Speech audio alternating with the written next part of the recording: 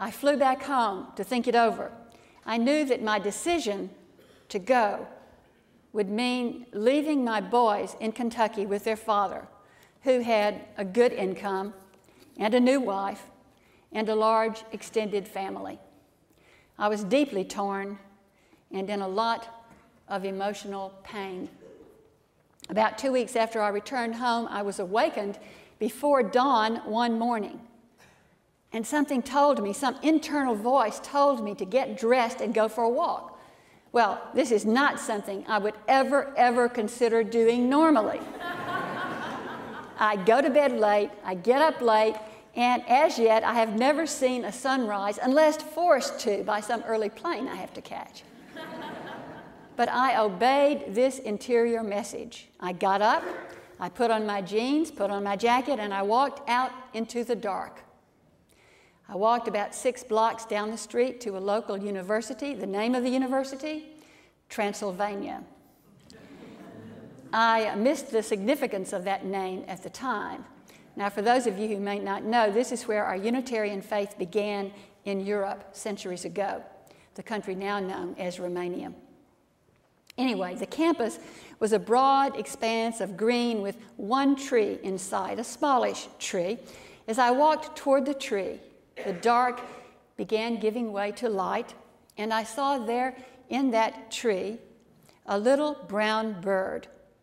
And I went closer and closer to the tree and to that little bird until I was standing right next to the bird, and strangely enough, it didn't fly. I stayed there with the bird for a few minutes. It never flew. I just stayed there, right there with it, next to it.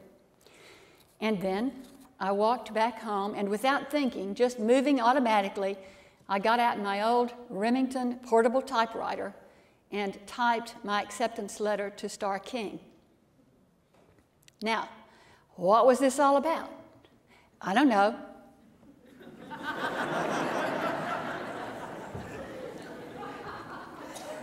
All I know is that was my experience. It was much later in seminary that I clued in on the bird as the traditional symbol of the Spirit. You know, the dove descending and all that. I remember recounting this story rather reluctantly on a car trip with my son Madison a few years back. Now, this son is inclined towards mathematics and physics, logic. So I didn't know how he would take this story.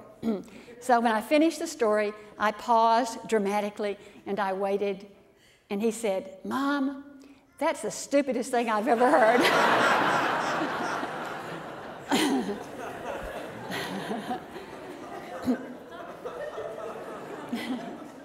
Well, maybe so. But, you know, I staked my life on it.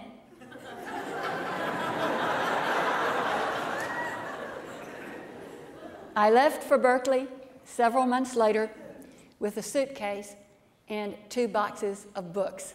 That's it. So the holy breaks through in some mysterious, mystical fashion sometimes, like the one I just described, but more often than not, it breaks through in the everyday and the ordinary, and the conduit is another human being. The mystery that is love with a capital L, the mystery that is love, some would call that mystery God or the divine or a myriad of other names. That great mystery that works in the universe is mostly manifested through people, in my experience. We are the hands that reach out in love to the illegal immigrant, to the sorrowing neighbor, to the hungry child.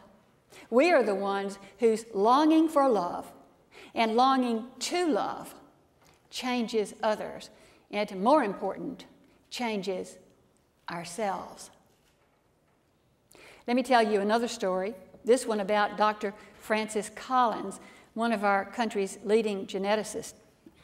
He's a physician that headed up the Human Genome Project. When Collins was a young man, he decided to volunteer his medical services in a small mission hospital in the Delta area of Nigeria, which was very economically depressed. He expected the experience to be challenging but exciting. Well, when he arrived there, he soon discovered that the resources that he so depended on in the Western world were not available. There was not much in the way of a functioning laboratory. The X-ray machine was often broken. The hospital did have a reasonable collection of drugs if he could get the diagnosis right. Ultimately, he found the experience discouraging. Most of the illnesses that he was asked to treat, tetanus, tuberculosis, malaria, were the result of a devastating failure of the public health system. No attention was paid to clean water. There was no garbage or sewer service. Vaccinations generally were not available.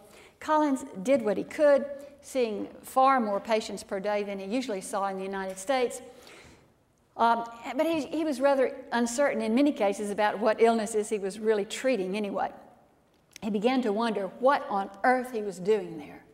Most of these people would just go back to the same environment that had caused them to get sick in the first place. Then a young farmer came with a very puzzling illness. In the previous week, his legs had swollen to twice their normal size. He was weak, barely able to stand.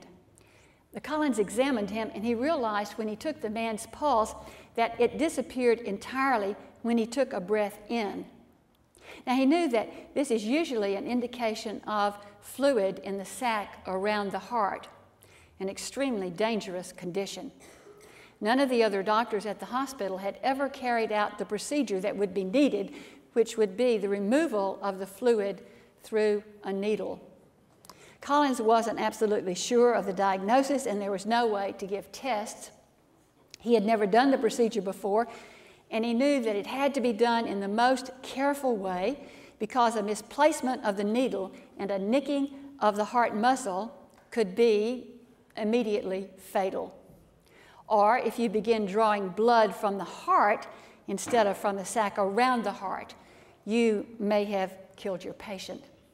In the developed world, the procedure would be done by a highly trained cardiologist guided by an ultrasound machine.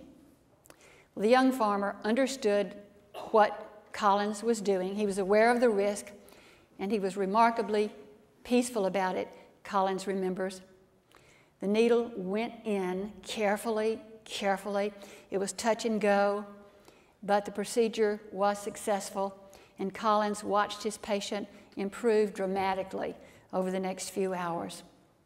Now, Collins felt good that he had gotten through that, but he awoke the next day again with the same discouraged feeling.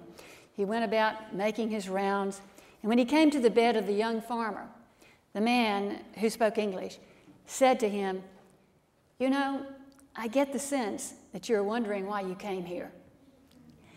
Oh, how did he know? Collins thought.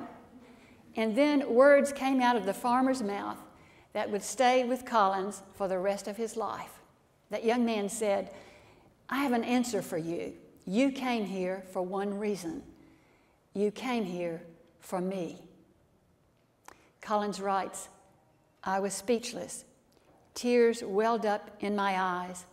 I had the sense that while this was a young Nigerian farmer speaking to me, about as different from me in culture, experience, and ancestry as any two humans could be, it was really the Holy speaking to me, reminding me what life is all about.